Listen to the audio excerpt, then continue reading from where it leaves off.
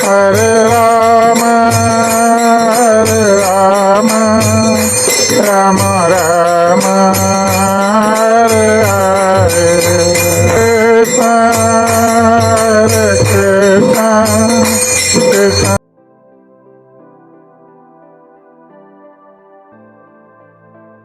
विस्मय अध्याय श्लोक नंबर 1।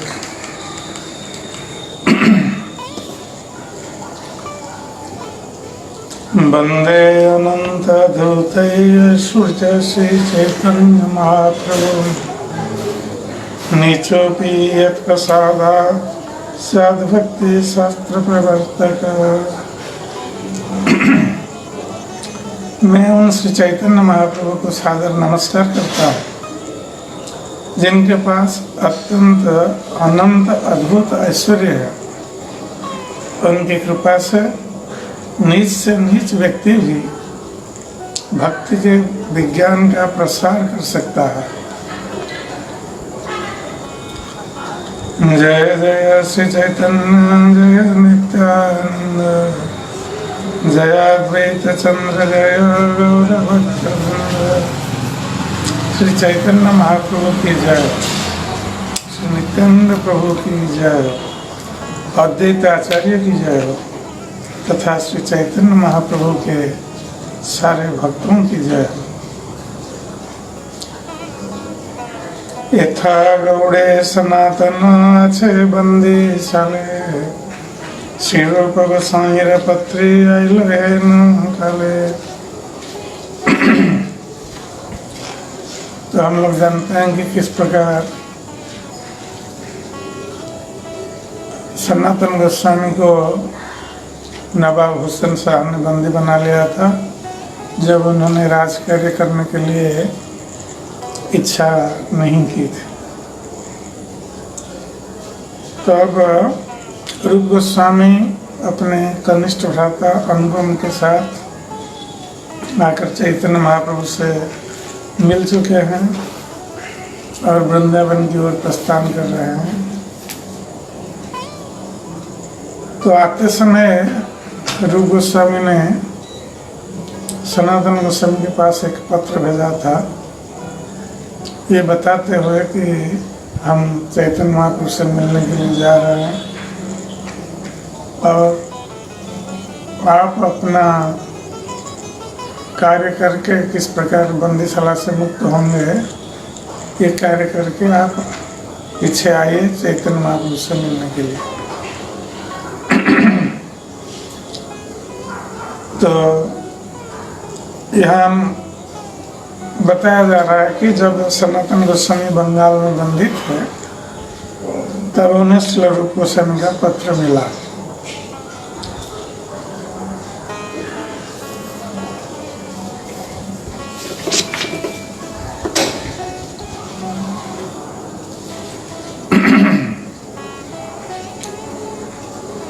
तो उस पत्र में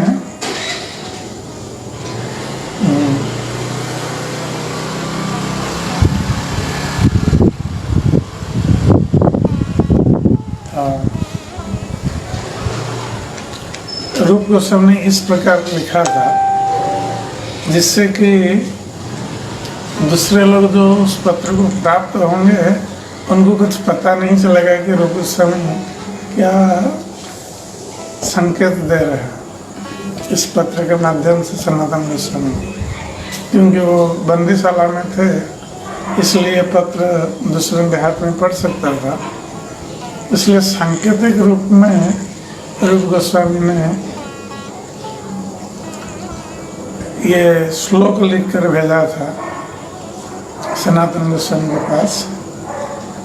यदुपते को गता मथुरापुरी रघुपते को गतोत्तर कुशला इति विचिन्त्य कुरुस्व मनस्थिरं न सदिदं जगदित्य अवधारय।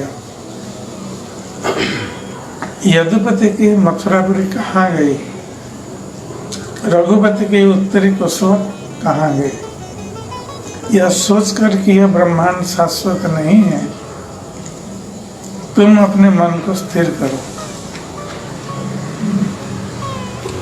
तो इस प्रकार पत्र में उल्लेख था। और सनातन गोस्वामी क्योंकि दोनों राज दरबार में कार्य कर चुके थे, इसलिए उनको राजनीति और कूटनीति दोनों ही पता था।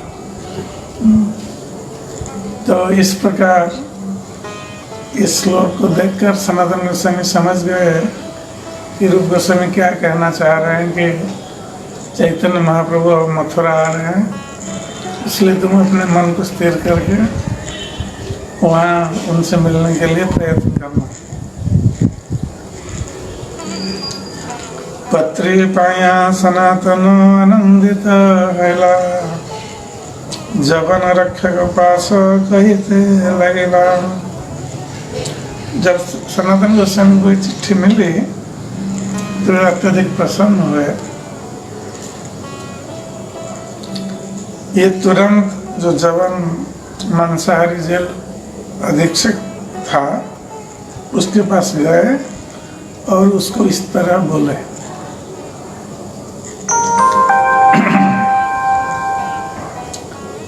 तुम्हें एक जिंदा पीर महाभाग्यवान, किताब कुरान शास्त्र अच्छे तुम्हारे ज्ञान। तो सनातन गोस्वामी जानते थे राजनीति में कैसे शत्रु को भी मनाया जा सकता है। ये बंदी रक्षक इसको बिना मनाए वो बंदीशाला से निकल नहीं सकते थे। और यदि वो जानते थे कि ये अवन मांस खाता है, फिर भी सनातन गोस्वामी ने अपनी कार्य सिद्धि के लिए उसकी प्रशंसा की। और इस सत्य है कि किसी व्यक्ति की प्रशंसा करने पर वो व्यक्ति स्वाभाविक रूप से प्रसन्न हो जाता है। तो सनातन गोस्वामी ने पहले उसको प्रसन्न करके अपनी कार्य सिद्धि करनी चाहिए।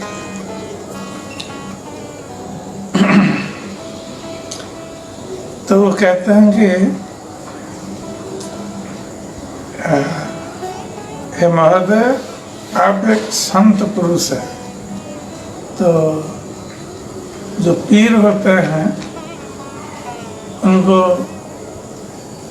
मुसलमान लोग संत पुरुष मानते हैं। तो कहते हैं कि आप एक जिंदा पीर हैं, जीवित संत पुरुष हैं और महाभाग्यशाली हैं। वो बंदी रक्षक से कह रहे हैं सनातन गोस्वामी। और आप कुरान और अन्य शास्त्रों के पूर्णतया ज्ञाता है। अब जानते हैं कुरान में क्या लिखा है और अन्य शास्त्रों में क्या लिखा है, इसलिए आप बहुत बड़े पंडित हैं इसके विषय में। एक बंदे छड़े यदि निज धर्म देखिया, संसार होइते तारे मुक्त करे न गोसाइया। तो यदि कोई व्यक्ति जो जीव इस संसार में बंदी है अर्थात बद्ध जीव है, उसको धार्मिक नियमों के अनुसार मुक्त कर देता है, तो भगवान उस व्यक्ति को भवबंधन से भी मुक्त कर देते हैं।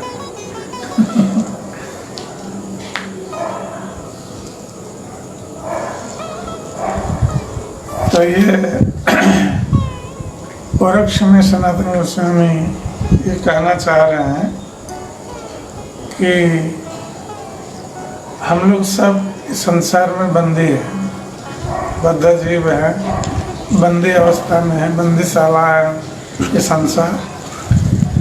तो इस संसार में जो लोग बंदीशाला में है, तो यदि कोई धर्म के अनुसार किसी व्यक्ति को इस संसार से उद्धार करने के लिए मार्ग प्रदर्शन करता है, तो भगवान उस व्यक्ति पर बहुत प्रसन्न हो जाता है और उस व्यक्ति को भी भगवान इस संसार की बंदीशाला से मुक्त कर देता है। तो ये शास्त्र की बात है। सनातन गोस्वामी ये कहकर बंदी रक्षक को मना रहे हैं कि यदि कोई संसार की बंदीशाला से किसी बंदी को मुक्त कर देता है तो भगवान उसको मुक्त कर देता है। तो संसार बंदीशाला में ये और एक बंदीशाला तो इससे मुक्त कर देने से भगवान तुम पर प्रसन्न होंगे, ये परोक्ष में कह रहे हैं इसको।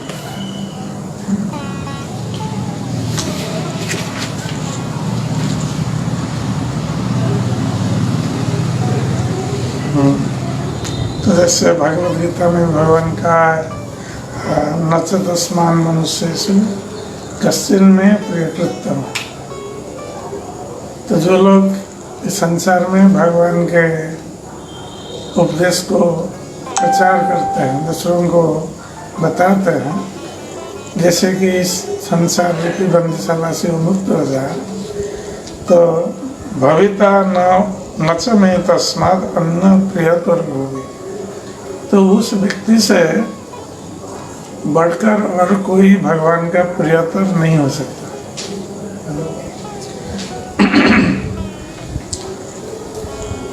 पूर्वे আমি তোমার করিয়াছে উপকার, তুমি আমার ছাড়ি कर प्रति उपकार। तो जब सनातन गोस्वामी मंत्री थे राजा हुसैन शाह के दरबार में, तो उस स्मरण दिलाते हैं कि उन्होंने इस बंदी रक्षक का उस समय उपकार किया था, कई बार उपकार किया हो। क्योंकि जब कोई प्रधानमंत्री हैं तो स्वाभाविक रूप से दूसरे जो अधीनस्थ कर्मचारी हैं उनका काम रहता है मंत्री के पास। तो वो यह स्मरण दिला रहे हैं कि हमने तुम्हारा उपकार किया था और तुम यदि मुझे आज यहाँ से छोड़ दोगे तो तुम्हारा प्रति उपकार होगा, मेरे उपकार का तुम प्रतिदान दे।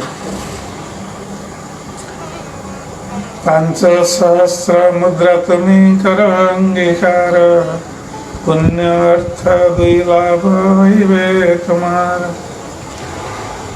तो केवल सनातन गोस्वामी जानते थे कि केवल धर्म के नाम पर कोई छोड़ नहीं सकता ऐसा व्यक्ति। इसलिए रूप गोस्वामी ने जो अर्थ रखा था, सनातन गोस्वामी को बता दिया था कि ये अर्थ है, तो सनातन गोस्वामी ने उस अर्थ को अपने पास रखा था इस कार्य के लिए।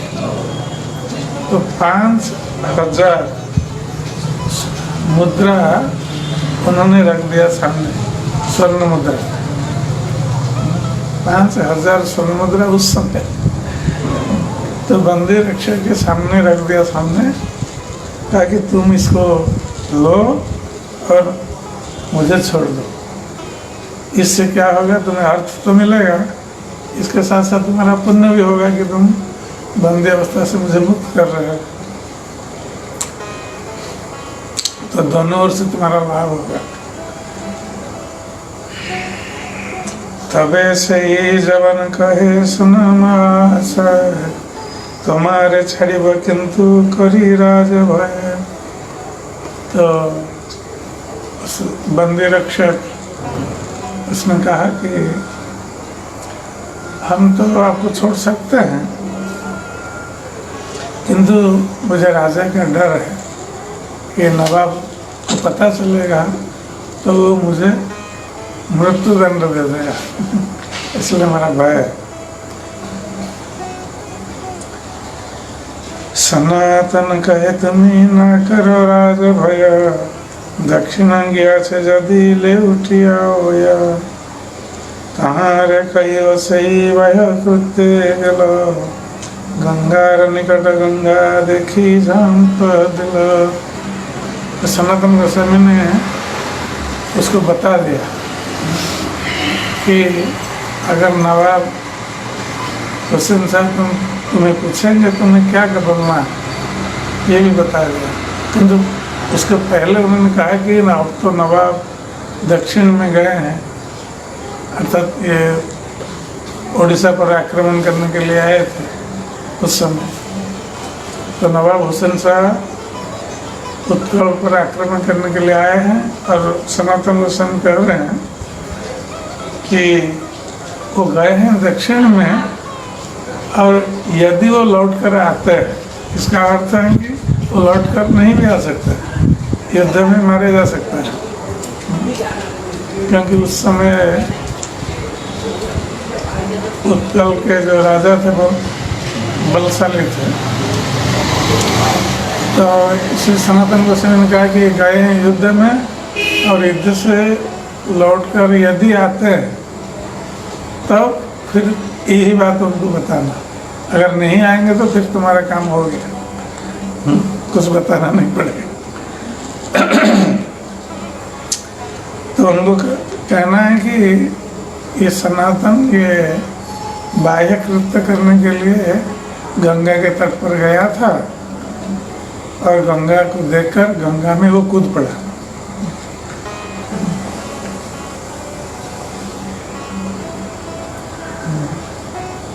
तो ये बाह्य कृत्य अर्थात शौच के लिए सनातन गोस्वामी कह रहे हैं कि वो ये बताना कि वो शौच के लिए गए थे बाहर। अनेक देखिल तार लागना पाइल दारू का सहित डूबी कहाँ वही गला।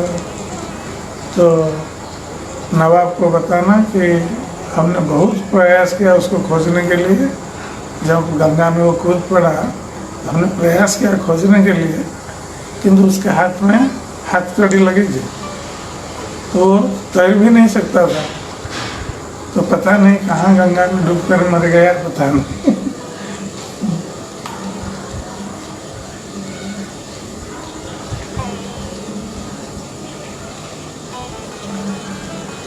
किछु भय नहीं आमी यदि से नारब दरवेश हयामी मक्का के जाइब। तो फिर सनातन गोस्वामी ने कहा कि तुम ये बात बता देना, और हो सकता है कि तुम अगर सोचते होगे कि फिर नवाब मुझे कहीं देख लेगा तो फिर तुम्हें दंडित करेगा, तुम झूठ बोला है, तो हम इस देश में नहीं रहेंगे।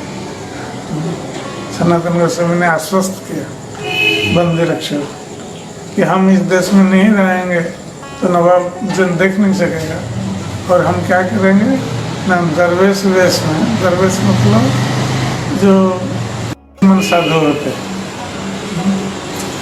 उस वेश में हम मक्का चले जाएंगे, जो मुसलमानों का तीर्थ स्थान है, तो हम वहाँ चले जाएंगे।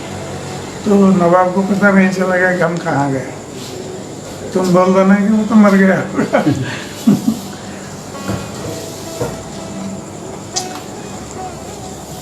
तथापि जबन मन प्रसन्न न देखिला 7,000 मुद्रा तार वगैरह से कैला।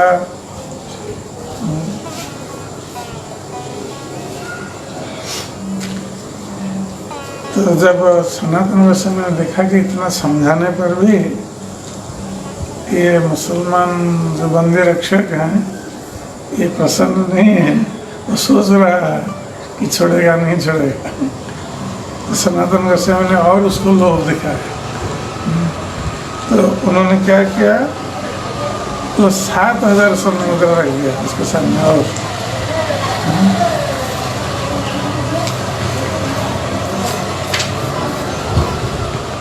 लोभ हैल जवानेर मुद्रा देखिया रात्रि गंगा पार कैलो दारुका काटिया। तो इतनी स्वर्ण मुद्राएं देखी बंदी रक्षक, तो वो जीवन में उसको नहीं मिल सकता था, तो उसका लोभ बढ़ गया।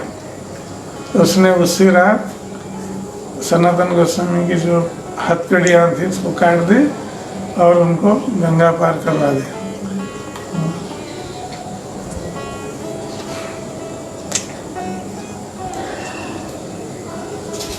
गढ़द्वार पथ छाड़िला नारे तान जाइते रात्रि दिन चली आइला पातला पर्वते। तो सनातन गोस्वामी जो नवाब का दुर्ग था, जो रास्ता उसी की ओर जा रहा था, मुख्य मार्ग, तो वो मुख्य मार्ग में नहीं गए, क्योंकि उनको भय था कि कोई नवाब का कोई आदमी देख लेगा तो समाचार दे देगा नवाब को।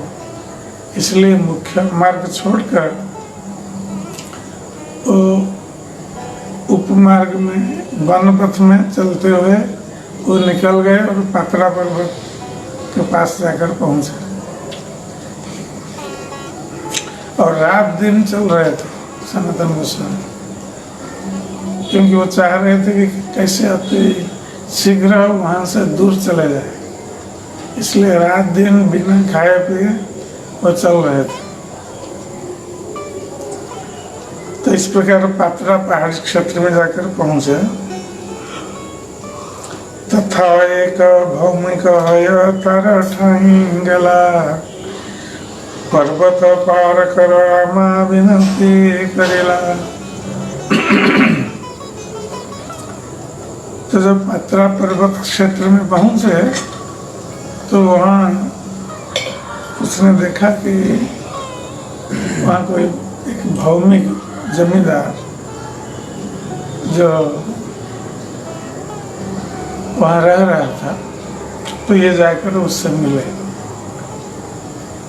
और उन्होंने उनसे विनती की कि हमें ये पहाड़ी इलाका थोड़ा पार करा दीजिए, क्योंकि उस समय पहाड़ी इलाका एक तो अनजान क्षेत्र था, उनको मार्ग पता नहीं था, और ऐसे दस्युओं का डर भी रहता था।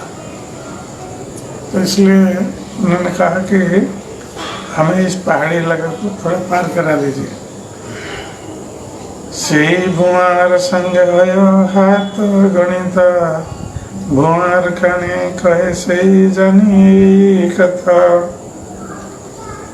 तो वो जो जमींदार था उसके पास एक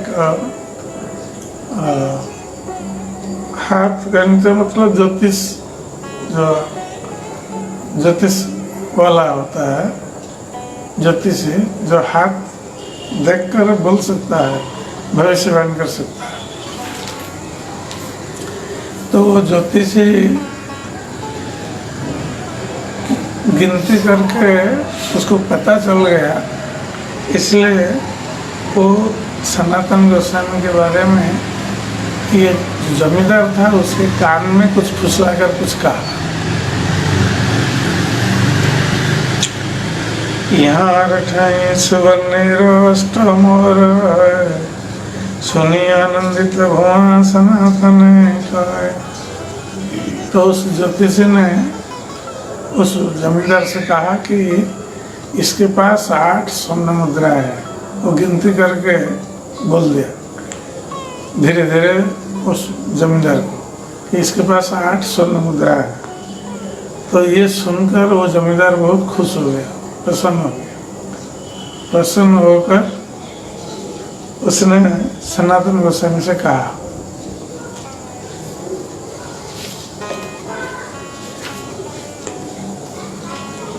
रात्रे पर्वत पार करीब निज लोक दिया भोजन कर तुम्हें रंधन करिया।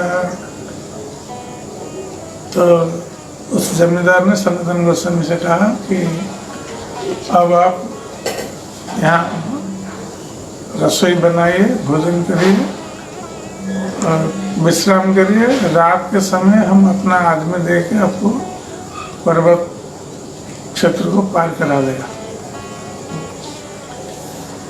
एतबली अन्न दिल करिया सम्मान सनातन असितवे कैल नदी स्नान। तो ये बोलकर उस जमींदार ने सनातन गोस्वामी को दाल चावल आदि दिया रसोई करने के लिए, और सनातन गोस्वामी गए नदी में स्नान करने के लिए।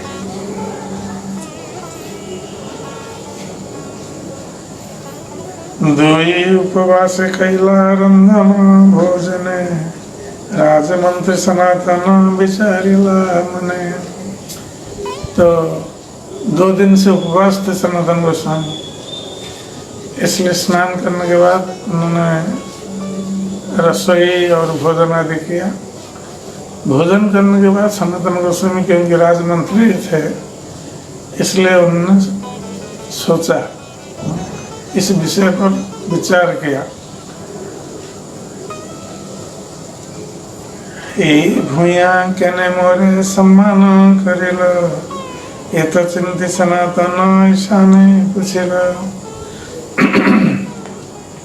तो सनातन गोस्वामी ने सोचा कि जमींदार मेरा जान पहचान का नहीं है और मैं आकर इससे कुछ सहायता मांग रहा हूँ, किंतु ये हमारा सम्मान कर रहा है और हमें खाने के लिए, भोजन बनाने के लिए दाल चावल आदि दे रहा है, तो ऐसा ये क्यों कर रहा है? तो इसके पीछे कोई उद्देश्य होगा। वो समझ गए सनातन गोस्वामी, क्योंकि राजमंत्री थे, इसलिए उनको पता था। तो सनातन गोस्वामी ने ईशान से पूछा। ईशान उनका सेवक था जो साथ में उनका जा रहा। तो सेवक सनातन गोस्वामी ने सेवक से पूछा, क्या पूछा?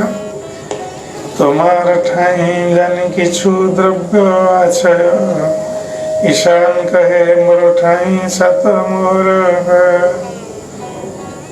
तो सनातन गोस्वामी ने अपने सेवक ईशान से पूछा कि तुम्हारे पास कुछ द्रव्य है, तो क्या द्रव्य है तुम्हारे पास, ये बताओ।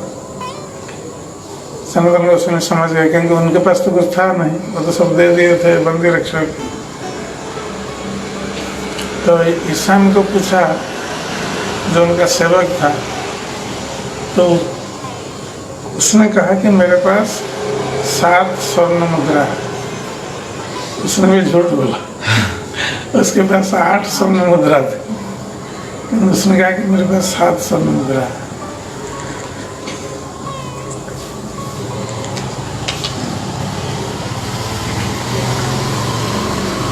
शनि सनातन तारे करिला भर्त्सना, संगे के ने आनिया छई काल जन। सनातन गोस्वामी ने भर्त्सना की ईशान की। तो उन्होंने कहा कि तुम काल यम को साथ में लेकर क्यों आए हो? तो ये स्वर्ण मुद्रा है, काल यम है, क्योंकि पास में धन होगा तो कोई भी व्यक्ति आक्रमण कर सकता है, मार सकता है, कुछ भी कर सकता है। रास्ते में कोई धन लेकर जा रहा है तो कोई भी व्यक्ति कुछ भी कर सकता है। इसलिए सनातन गोस्वामी ने कहा कि तुम इस स्वर्ण मुद्राएं नहीं लाए, काल यम ले साथ में लेकर तुम चल रहे हो। इसका अर्थ है कि इसके लिए हमारा जीवन भी जा सकता है, क्योंकि वो समझ गए कि ये व्यक्ति हमारा इतना सम्मान कर रहा है, हो सकता है कि इसको पता चल गया कि हमारे पास धन है, इसलिए वो इतना सम्मान करके हमें रख रहा है और बाद में उनको मार करके हमारा धन ले जाए। तबे से सातम और हंसते थे करिया, भुआर का छे जाए कहे मोर धरिया।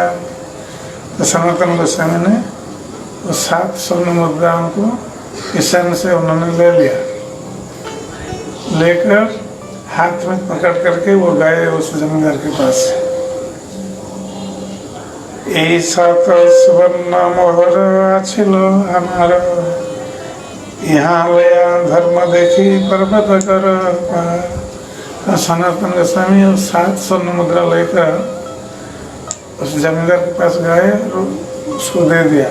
उन्होंने कहा कि ये हमारे पास है 7 स्वर्ण मुद्रा, आप इसको लेकर हमें पर्वत पार करा दीजिए।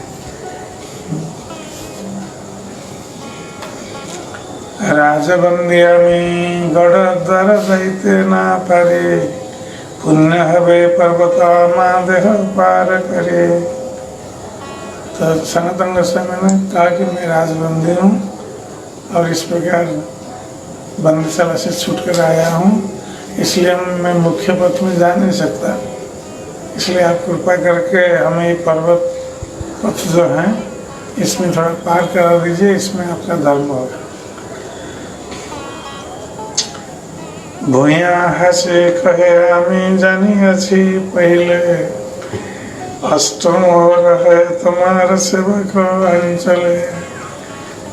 तो जमींदार हंस करके उसने कहा कि मुझे पता है, पहले से पता है कि तुम्हारे सेवक के पास 8 स्वर्ण मुद्रा है, 7 नहीं 8 स्वर्ण मुद्रा है।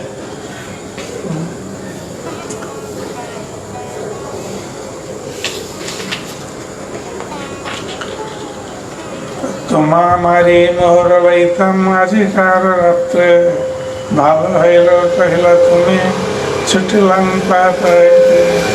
तो जमींदार ने बता दिया कि आज रात में तुम्हें मारकर हम ये 8 स्वर्ण मुद्रा ले लेते, ये हमारी योजना थी, किंतु अच्छा हुआ कि तुमने बता दिया, इसलिए मैं पाप से बच गया। तुम्हें मारने के पाप से बच गया।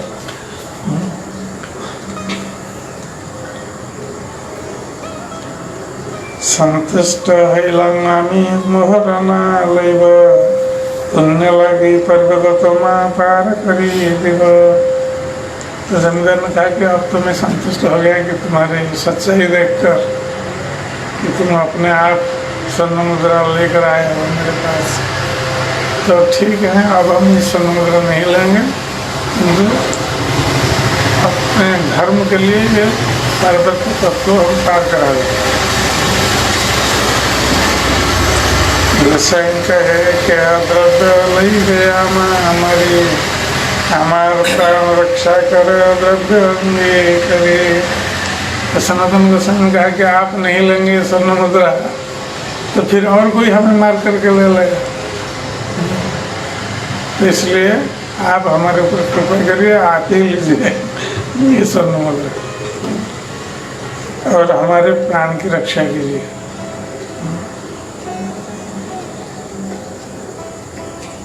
तबे भूया गोसाईर संगे चरी पाइक दिल, रात्र रात्रे वन पथे पर्वत पार कैल। तो फिर उसने 7 स्वर्ण मुद्रा ले ली और कुछ 4 व्यक्तियों को दिया साथ में, सनातन गोस्वामी के साथ 4 रक्षक दिए और रात में वनपथ में वो पार्वती प्रदेश को उन्होंने पार करवा लिया। तबे पार हैया गोसाई पुछिला ईशाने, जानी से सद्रव्य किछु अच्छी तुम स्थान। तो जब पर्वत पथ को पार कर गए तो सनातन गोस्वामी ने अपने सेवक से पूछा कि मैं जानता हूँ तुम्हारे पास और कुछ बचा है स्वर्ण मुद्रा।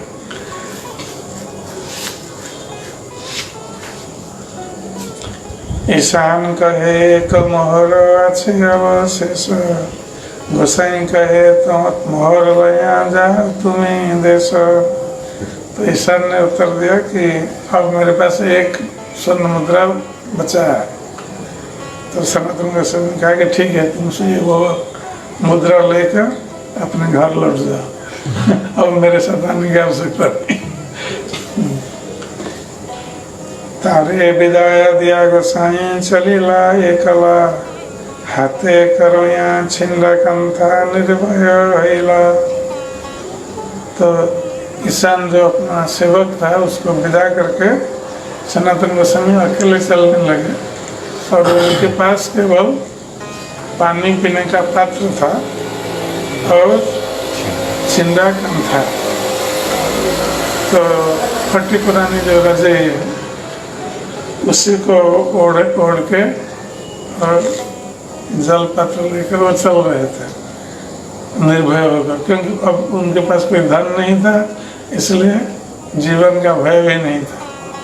धन होने पर जीवन का भय होता।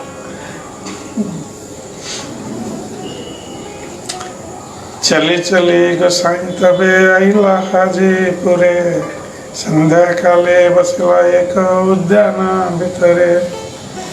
तो चलते चलते सनातन गोस्वामी अंत में हाजीपुर नामक स्थान पर पहुंचे। ये पटना के पास है हाजीपुर, गंगा के उस पार। तो वह संध्या के समय एक बगीचे के भीतर बैठे हुए थे सनातन गोस्वामी। से हाजीपुरे रहे श्रीकांत तार नाम, गोस्वामी भगिनीपति करे राज काम। तो उस हाजीपुर में सनातन गोस्वामी की भगिनीपति, उनके भगिनीपति श्रीकांत रह रहे थे और राजा का कार्य कर रहे थे। वो 3 लाख मुद्रा राजा दिया से तार स्थाने, घोड़ा मूल्य लया पठायो पत्सर स्थाने। तो ये राजा के लिए वहाँ हाजीपुर में रहकर, क्योंकि ये राज कर्मचारी थे श्रीकांत, तो राजा के लिए वहाँ घोड़ा खरीदते थे हाजीपुर में। इसलिए राजा ने उनको 3 लाख स्वर्ण मुद्राएं दी थी। और ये घोड़ा खरीदने के लिए उनके पास ये मुद्राएं थे। तो इस प्रकार श्रीकांत घोड़ा खरीद करके भेजते थे राजा के पास हाजीपुर से। तो इसलिए वहाँ वहीं रह रहे थे हाजीपुर में। टुंगी ऊपर बसी सही गोसाई रे देखिला, रात्रे का जन संगे गोसाई पास आइला। तो ये श्रीकांत जो हैं वो उनसे चबूतरे पर बैठे थे। तो उनकी दृष्टि पड़ी सनातन गोस्वामी की ओर, जो एक उद्यान में बैठे हुए थे संध्या के समय। तो वो पहचान गए, इसलिए रात में एक व्यक्ति को साथ लेकर वो सनातन गोस्वामी के पास आए श्रीकांत। 2 जन मिली तथा इष्ट गोष्ठी कैला, बंधन मोक्षण कथा गोसाई सकली कैला। तो दोनों बैठ करके कुछ समय तक बातचीत करते रहे। तो सनातन गोस्वामी ने उनको बताया कि किस प्रकार नवाब हुसैन शाह ने उनको बंदी बनाया था और किस प्रकार छूट करके आए हैं। तो ये सब बात उन्होंने बता दी। तेमन कहे दिन 2 रहो स्थाने, भक्त रहो छवई मलिन बसने। तो उनकी बहनों ने कहा, श्रीकांत ने कहा कि आप यहाँ 1-2 दिन रहिए और आप अभी फटा पुराना कपड़े पहने हुए हैं, तो इसको बदल दीजिए, कुछ नया वस्त्र पहनिए, थोड़ा भद्र होइए, ये मलिन वस्त्र त्याग कीजिए।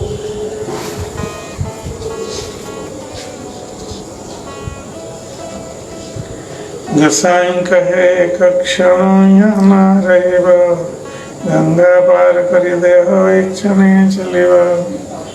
तो सनातन गोस्वामी ने कहा कि हम यहाँ और एक क्षण रहना नहीं चाहते, इसलिए आपकी ये कृपा होगी कि आप मुझे गंगा पार करा दीजिए, हम अभी तुरंत चले जाएंगे।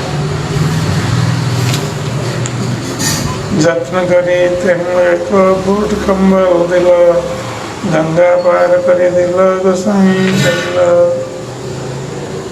तो श्रीकांत ने सनातन गोस्वामी को एक ऊन का कंबल दिया, क्योंकि उनके पास फटी पुरानी रजाई थी। तो उसके बदले उन्होंने कहा कि आप एक ऊन का कंबल साथ रखिए। तो फिर गंगा पार कराने में उन्होंने सहायता की। तब सनातन गोस्वामी गंगा पार करके चल पड़े।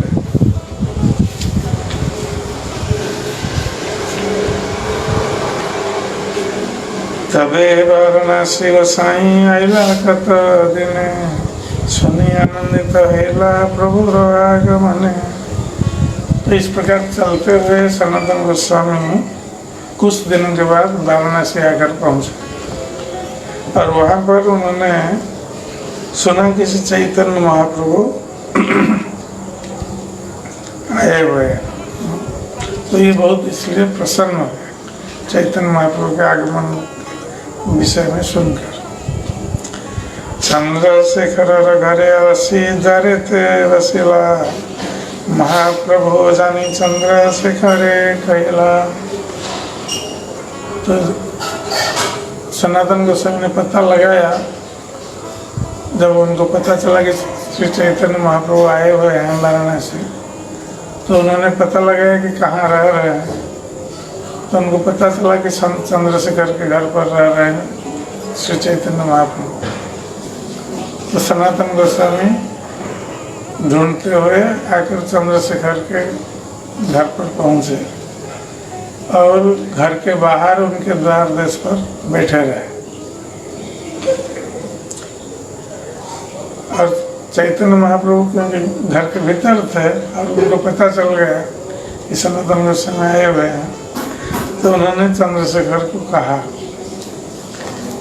द्वारे एक वैष्णव है बुलाव तारे, चंद्रशेखर देखे वैष्णव नहीं को द्वारे। चैतन्य महाप्रभु ने चंद्रशेखर से कहा कि तुम्हारे द्वार पर एक वैष्णव बैठे हुए हैं, उनको भीतर बुला। तो चंद्रशेखर गए बाहर देखने के लिए, तो देखा कि कोई वैष्णव नहीं है वहाँ। तो फिर वो लौट करके चैतन्य महाप्रभु से कहा कि वहाँ तो कोई वैष्णव नहीं है घर के द्वार पर। द्वारे ते वैष्णव नहीं प्रभु रे कहिलो, क्या भय करी प्रभु तुम्हारे पूछे। जब चंद्रशेखर ने कहा कि कोई वैष्णव नहीं है घर के द्वार पर, तो चैतन्य महाप्रभु ने उनसे कहा कि कोई तो है ना, अगर कोई वैष्णव नहीं कह रहे हो तो कोई बैठा है ना। तेमन कहे एक दरवेश आछे द्वारे, तारे आन प्रभु वाक्य कहिल तारे। तो चंद्रशेखर ने कहा कि एक दरवेश बैठा है, अर्थात जो मुसलमान फकीर है, संत है, वो बैठा है द्वार पर।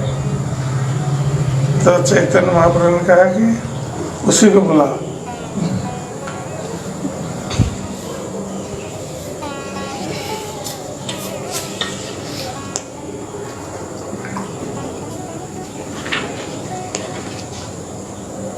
प्रभु तुम्हें बुलाए ऐसा दरवेश,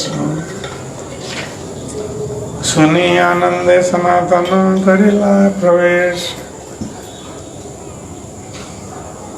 तो चंद्रशेखर ने जाकर कहा सनातन गोस्वामी से कि हे दरवेश, है मुसलमान फकीर, आप कृपा करके भीतर आइए, महाप्रभु आपको बुला रहे।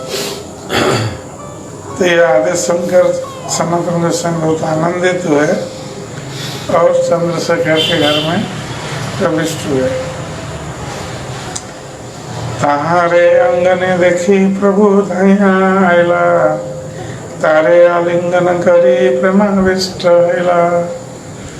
जब चैतन्य महाप्रभु ने देखा सनातन गोस्वामी को घर के भीतर आए, आंगन में देखा उनको, तो चैतन्य महाप्रभु दौड़ करके आए और उन्होंने सनातन गोस्वामी को आलिंगन किया और आलिंगन करके वो स्वयं प्रेमाविष्ट हो गए। प्रभु स्पर्शे प्रेमाविष्ट हैला सनातन, मोरे ना छुड़िया कहे गदगद वचन, मोरे ना छुइया कहे गदगद वचन। तो चैतन्य महाप्रभु का स्पर्श पाते ही सनातन गोस्वामी जी प्रेमाविष्ट हो गए। फिर भी अपने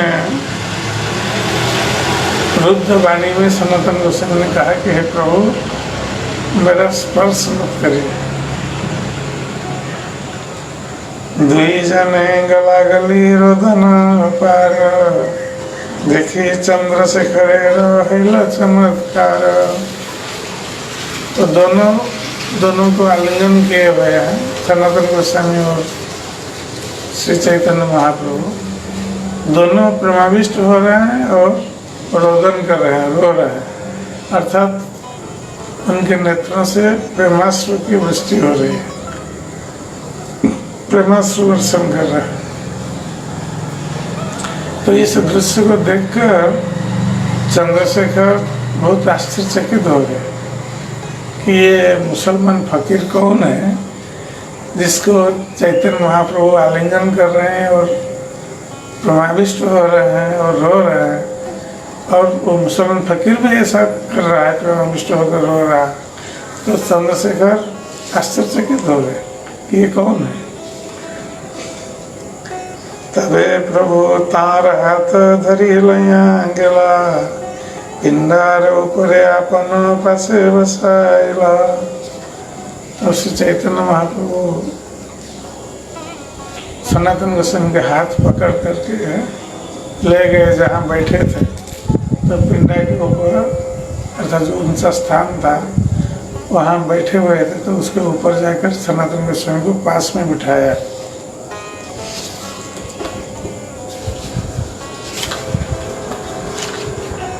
श्रीहस्ते करे न पार अंग समार्जना, तेहं कहे मोरे प्रभु न कर स्पर्शना। तो चैतन्य महाप्रभु ने सनातन गोस्वामी को पास में बिठाया और चैतन्य महाप्रभु अपने हाथ से सनातन गोस्वामी के जो शरीर पहुँच रहे हैं, क्योंकि सनातन गोस्वामी कई दिनों से बिना खाए पिए पैदल चल कर आए हैं चैतन्य महाप्रभु से मिलने के लिए, इसलिए उनका शरीर धूली धूसरित था, सब धूल पड़ी हुई थी शरीर में।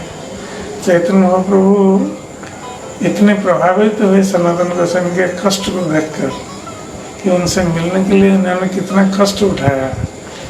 एक तो बंदीशाल से भाग कर आए और रास्ते में कितना कष्ट उठाया, वहाँ प्राण चला जाता, और बिना खाए पिए पैदल चले हुए आ रहे हैं। इसलिए चैतन्य महाप्रभु जो कि भक्त वत्सल है, अपने भक्त के कष्ट को सहन नहीं कर पाते हैं, इसलिए स्वयं अपने हाथ से सनातन गोस्वामी के शरीर को पहुँच रहे हैं, समार्जन करें, धूल झाड़ रहे हैं शरीर से। तो सनातन गोस्वामी चैतन्य महाप्रभु से कह रहे हैं कि प्रभु मेरा स्पर्श मत करिए। ये सनातन गोस्वामी की विनम्रता। प्रभु कहे तुम स्पर्शी आत्म पवित्रते, भक्ति बले पार तुम्हें ब्रह्मांड शोधिते। तो चैतन्य महाप्रभु सनातन गोस्वामी की प्रशंसा करते हुए कहते हैं कि सनातन गोस्वामी कह रहे हैं कि आप मेरा स्पर्श मत करें, तो इसलिए उनकी प्रशंसा करते हुए कहते हैं कि मैं तुम्हारा स्पर्श इसलिए कर रहा हूँ कि मैं स्वयं शुद्ध हो जाऊँ, मैं स्वयं पवित्र हो जाऊँ, और तुम अपनी भक्ति के बल पर सारे, केवल मुझे नहीं, सारे ब्रह्मांड को पवित्र करने की शक्ति रखते हैं।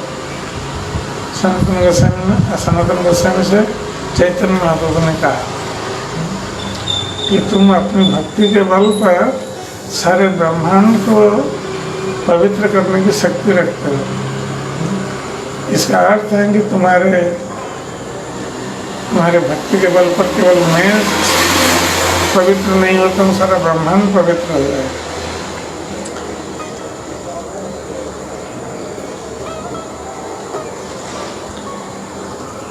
भवद विधा भागवता तीर्थभूता स्वयं प्रभो, तीर्थे कुर्वन्ति तीर्थानि स्वयंतस्तेन गदावृता। ये श्रीमद् भागवत का श्लोक है, तो जिसमें बताया गया है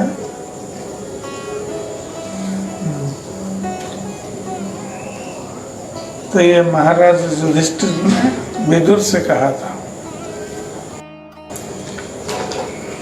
विदुर जब तीर्थाटन करके आए थे उस समय महाराज युधिष्ठिर ने कहा था कि आप जैसे संत स्वयं तीर्थस्थान होते हैं, अपनी पवित्रता के कारण ये भगवान के नित्य पार्षद होते हैं, अतः ये तीर्थ स्थल को भी पवित्र कर सकते हैं।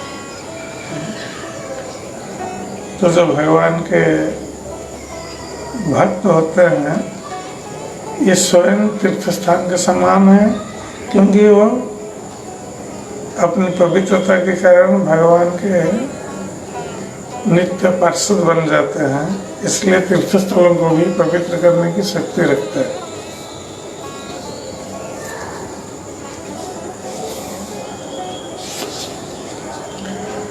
तो जिस प्रकार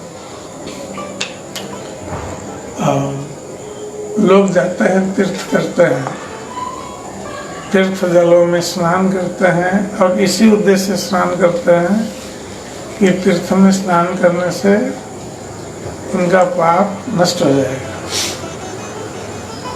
तो ऐसे बहुत सारे लोग जाते हैं तीर्थों में स्नान करने के लिए, और तीर्थ सारे लोगों का पाप स्वयं वहन करता है।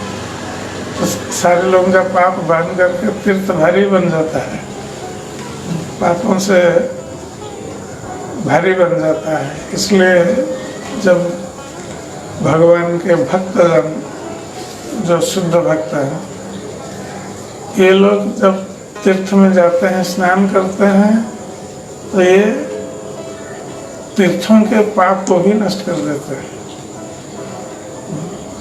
इसलिए तीर्थ कुर्दंती तीर्थान कहा गया कि तीर्थ भी तीर्थ करते हैं, ऐसे महात्मा का संग पाकर अपने पापों से मुक्त हो जाता है, पाप के भार से।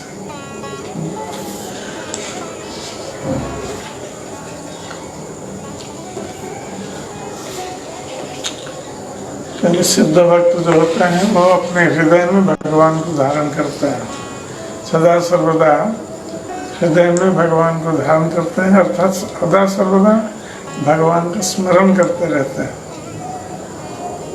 इसके कारण स्वयं शुद्ध है और जिसको स्पर्श करते हैं वो भी शुद्ध बन जाता है। न मे भक्त चतुर्वेदी मद्भक्त स्वपच प्रिय तस्मै देयं ततो ग्राह्यं सच पूज्यो जथायम्। ये भगवान कृष्ण ने कहा कि भले ही कोई व्यक्ति संस्कृत वैदिक साहित्य का कितना ही प्रकांड विद्वान क्यों न हो, जब तक वो भक्ति में शुद्ध न हो वह तब तक मेरा भक्त नहीं माना जाता। किंतु भले ही कोई व्यक्ति चंडाल परिवार में जन्मा हो, वो भी मुझे अत्यंत प्रिय है यदि वह शुद्ध भक्त है और सकाम कर्म या मानसिक तर्क को भोगने की इच्छा से रहित है। तो ये शुद्ध भक्त का लक्षण है। ये जो शुद्ध भक्त है वो सकाम कर्म और मानसिक तर्क को भोगने की इच्छा से रहित होता है।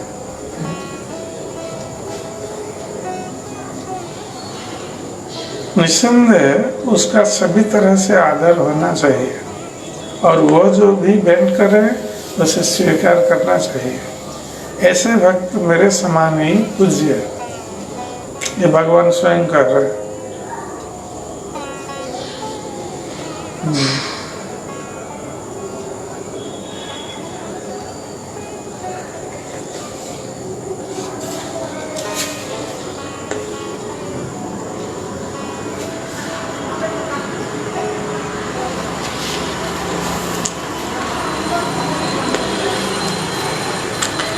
विप्राद्वैत सद्गुण युता अदरविंदनाव पादारविंद विमुखा स्वपचन वरिष्ठम मन्ये तदर्पितमनो वचने तार्थ। प्राणं पुनाति सकुलं मतु भूरिमानः। भले ही ब्राह्मण परिवार में जन्म लेकर कोई 12 ब्राह्मण गुणों से युक्त क्यों न हो, किंतु यदि वो कमल समान नाभि वाले भगवान कृष्ण के चरण कमलों में भक्ति नहीं रखता तो वह उस चंडाल के भी तुल्य नहीं है जिसने भगवान की सेवा में अपना मन, वचन, कर्म, संपत्ति तथा जीवन समर्पित कर दिया है। केवल ब्राह्मण परिवार में जन्म लेना या ब्राह्मण गुणों से संपन्न होना पर्याप्त नहीं है, उसे भगवान का शुद्ध भक्त होना चाहिए।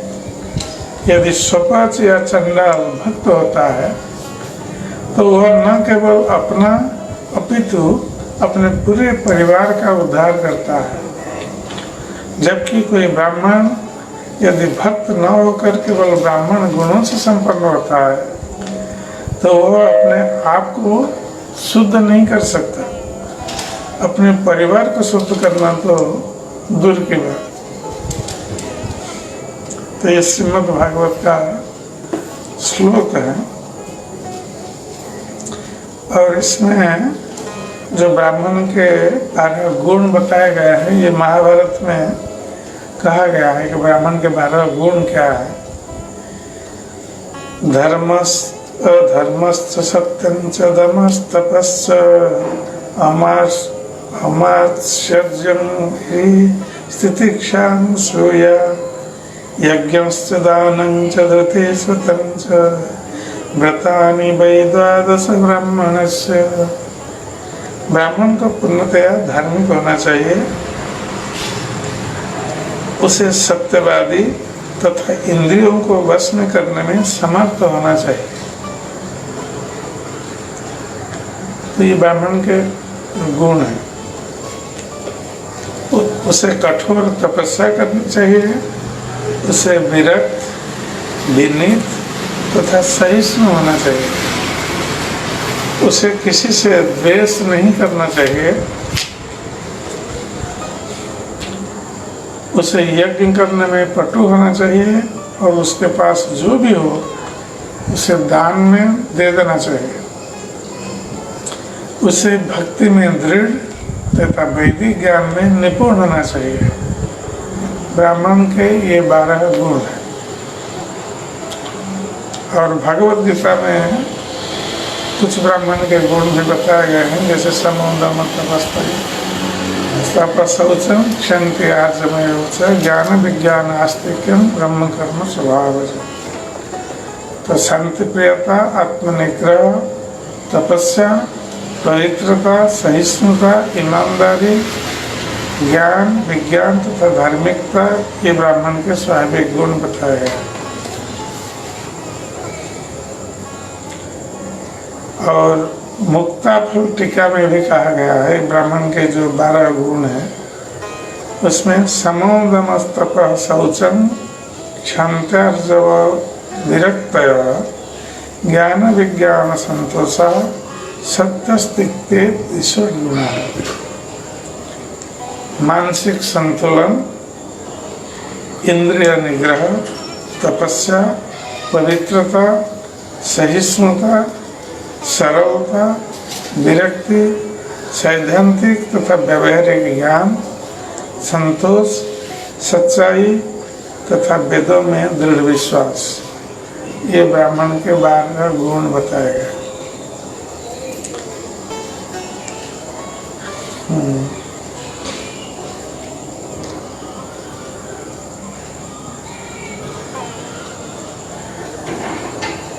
ठीक है, अरे विश्राम लेते हैं। जय श्री चैतन्य चरितामृत की जय, श्री चैतन्य महाप्रभु की जय, श्रील सनातन गोस्वामी की जय, श्रील प्रभुपाद जी महाराज की जय, गौर भक्त वृंद की जय, निताय गौर प्रेमानंदे प्रभुदेव की जय। कल का एक प्रश्न रह गया था,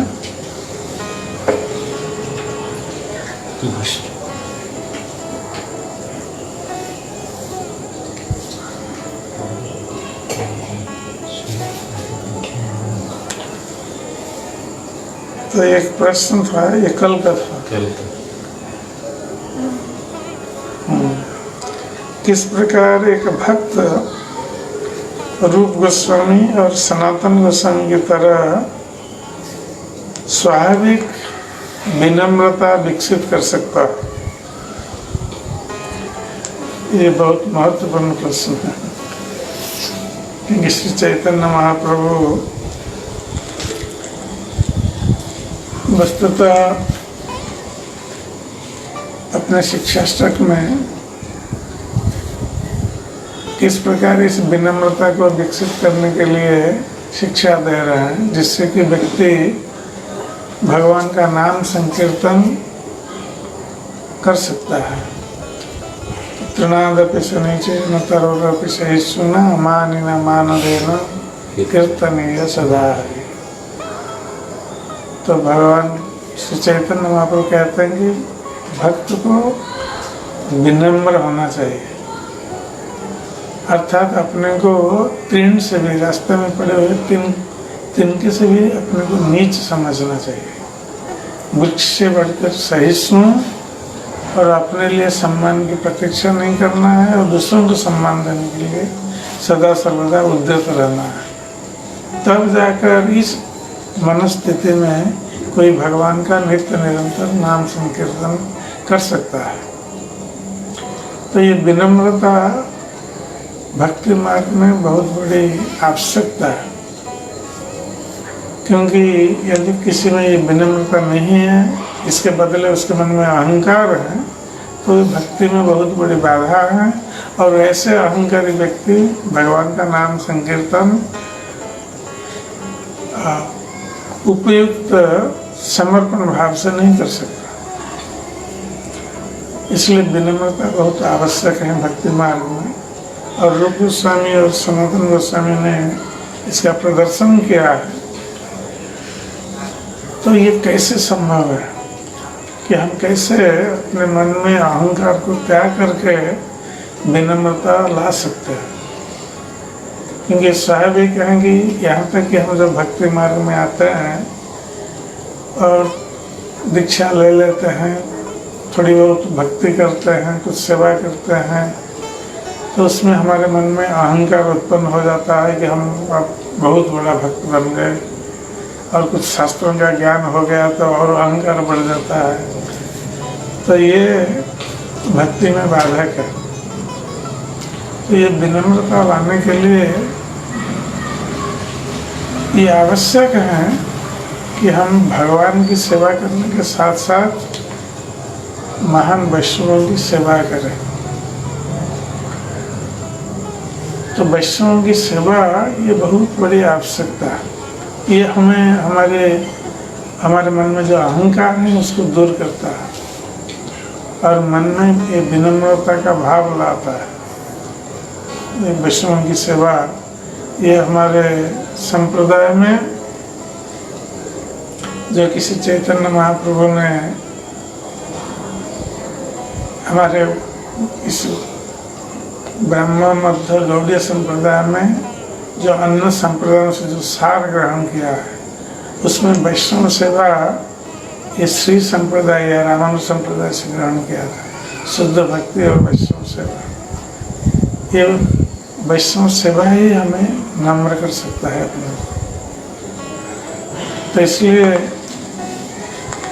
चाहे कोई महान भक्त हो या नहीं हो, फिर भी यदि कोई भगवान की सेवा में लगा हुआ है, भगवान का नाम संकीर्तन कर रहा है, भगवान की सेवा में अपने जीवन को उत्सर्गीकृत किया है, उत्सर्ग किया है, तो ऐसे भक्तों की हमें सेवा करनी चाहिए। ऐसे महान भक्तों की सेवा तो हमें करना आवश्यक है, उससे हम शुद्ध होते हैं। उसके साथ साथ दूसरे भक्तों की भी हमें सेवा करनी चाहिए, इससे कि हमारे मन में जो अहंकार है वो दूरीभूत होगा। हम क्यों सेवा दूसरे भक्तों की करना नहीं चाहते हैं? क्योंकि हमारे मन में अहंकार है। हम सोचते हैं हम बहुत बड़ा भक्त हैं, तो हम दूसरे भक्तों की क्यों सेवा करें? वो हमसे छोटा है, नीचा है।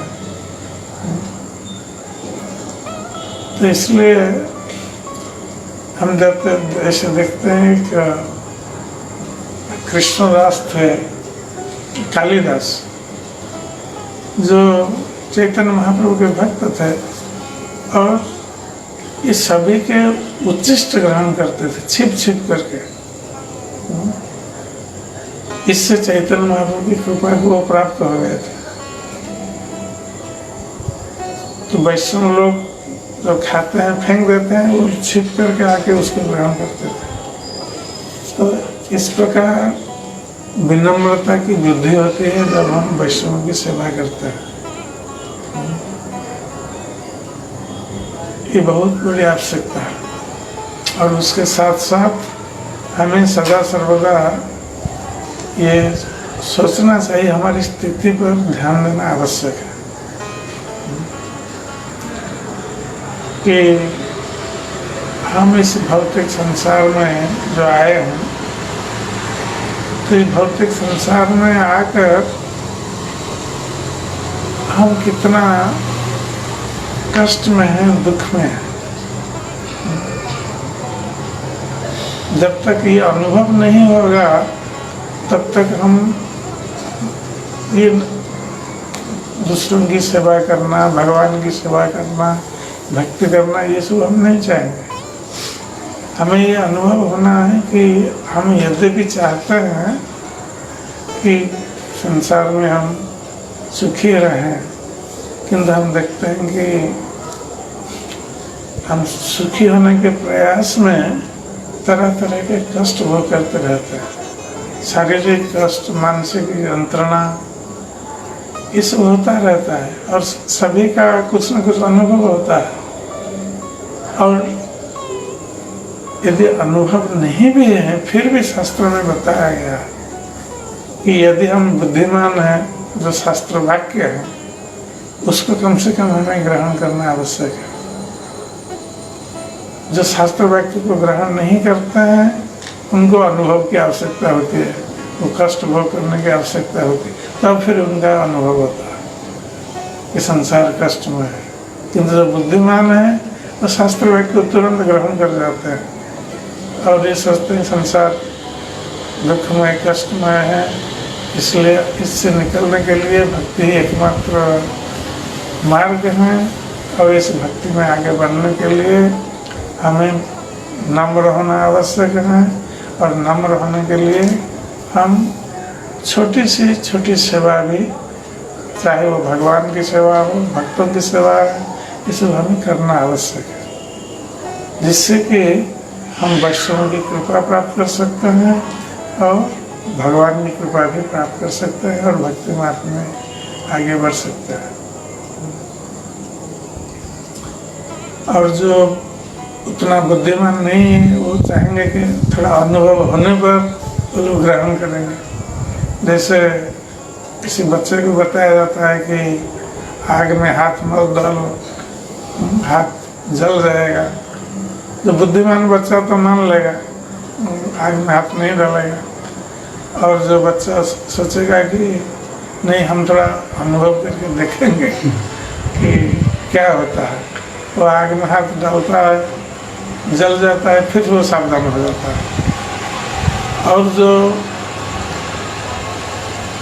बुद्धिमान नहीं है, मूर्ख, वो तो विश्वास नहीं करता है। वो बच्चा आग में हाथ डालता है, हाथ जल जाता है, फिर उसको भूल जाता है, फिर दूसरी बार डालता है। तो हमें बुद्धिमान कम से कम प्रथम और द्वितीय श्रेणी में हमें रहना चाहिए। हमें बुद्धिमान होना चाहिए, शास्त्र वाक्य को ग्रहण करना चाहिए और अनुभव से भी सीखना चाहिए, जिससे कि हम भक्ति मार्ग में आगे बढ़ सकते हैं इस विनम्रता के साथ। अन्यथा ये बहुत बड़ी बाधा उत्पन्न हो जाएगी हमारी भक्ति में, जब हम मन में अहंकार को रखते हैं और अहंकार की सेवा करते हैं।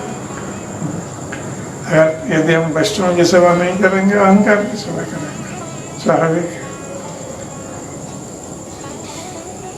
तो ये वैष्णव सेवा बहुत आवश्यक है, विनम्रता को प्राप्त होने के लिए। रूप गोस्वामी और सनातन गोस्वामी यद्यपि ये राज कार्य कर रहे थे, धन का अभाव नहीं था, फिर भी उनको शास्त्र का ज्ञान था, इसलिए वो जानते थे कि संसार क्या है और संसार से मुक्त होने का क्या उपाय है। और उनका सौभाग्य था कि चैतन्य महाप्रभु का संग उनको प्राप्त हुआ, उनकी कृपा प्राप्त हुई।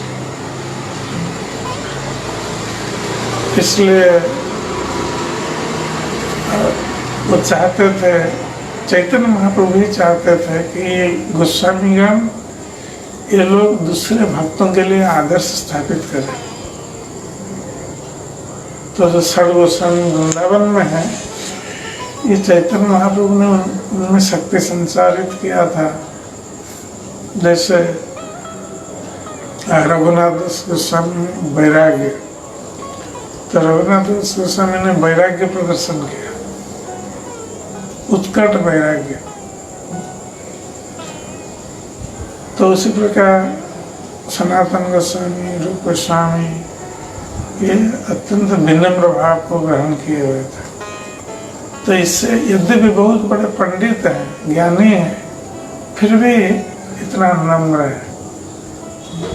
इनसे हमें सीखना चाहिए।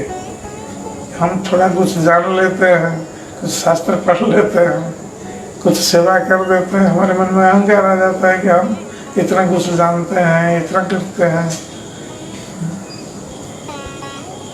तो ये भक्ति में बहुत बड़ी बाधा है। इसलिए सदा सर्वदा जो भक्त हर समय अपने को नीच मानकर दूसरों की सेवा करता है, वैष्णव की सेवा करता है, भगवान की सेवा करता है और सदा सर्वदा कृपा भिक्षा करता है भगवान की और वैष्णव की, तो नम्रता पूर्वक भक्ति मार्ग में आगे बढ़ सकता है और अंत में भगवान की कृपा को भी प्राप्त कर सकता है। और कोई प्रश्न? जय जगन्नाथ।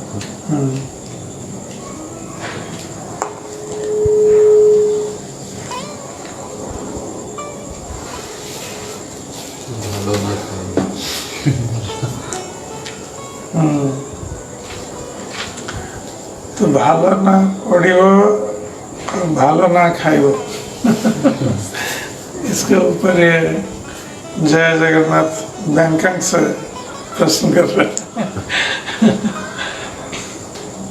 तो चैतन्य महाप्रभु ने ये शिक्षा प्रदान की थी रघुनाथ दास गोस्वामी, वैराग्य की शिक्षा। तो उन्होंने ये उपदेश दिया था, भालो ना खाइयो और भालो ना पढ़ियो, अर्थात हर समय अच्छा खाद्य खाने के लिए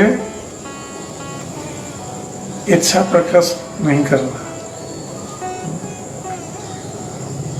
जो भी मिला भगवान की कृपा से उसको ग्रहण करना और अच्छा पहनना। जैसे ये साधारण लोगों में ये आसक्ति होती है कि किस प्रकार अच्छा खाएं, अच्छा पहने, ये लोगों में ये इच्छा होती है, स्वाभाविक है। किंतु जो भक्ति मार्ग में आगे बढ़ना चाहते हैं तो उनको इससे निवृत्त रहना चाहिए। ये अच्छा पहनना, अच्छा खाना, ये इसके पीछे न दौड़ करके, क्योंकि इसके पीछे कोई दौड़ेगा तो उसका मन उधर जाएगा, हर समय खाने के बारे में सोचेगा, हर समय पहनने के बारे में सोचेगा। उसने ये वस्त्र पहना है, ये हमसे अच्छा है, हम कैसे वैसा वस्त्र पहनेंगे, क्या कोई ऐसा खा रहा है हम भी ऐसा खाएंगे। उसका ध्यान पूरा जाएगा पहनने के लिए और खाने के लिए। इसलिए चैतन्य महाप्रभु ने कहा कि हमारा मन कृष्ण में लगना चाहिए।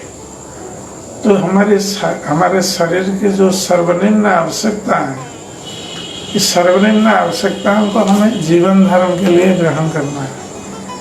जैसे हमें खाना आवश्यक है, शरीर धारण के लिए पहनना आवश्यक है। तो जितना खाने से हमारा शरीर धारण हो सकेगा हमें उतना ही खाना चाहिए। इसलिए रूप गोस्वामी ने कहा है कि अत्याहार प्रयास प्रजल्प नियमांग्रह। तो ये भक्ति में बाधा कहा गई। अत्याहार, आवश्यकता से अधिक आहार करना या सदा सर्वदा अच्छे खाने के बारे में सोचना।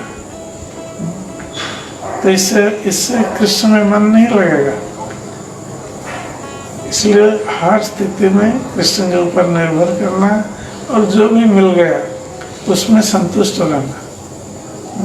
कभी अच्छा मिला, कभी उतना अच्छा खाद्य नहीं मिला, जो भी मिला, कभी कुछ नहीं मिला, ऐसा भी होता है।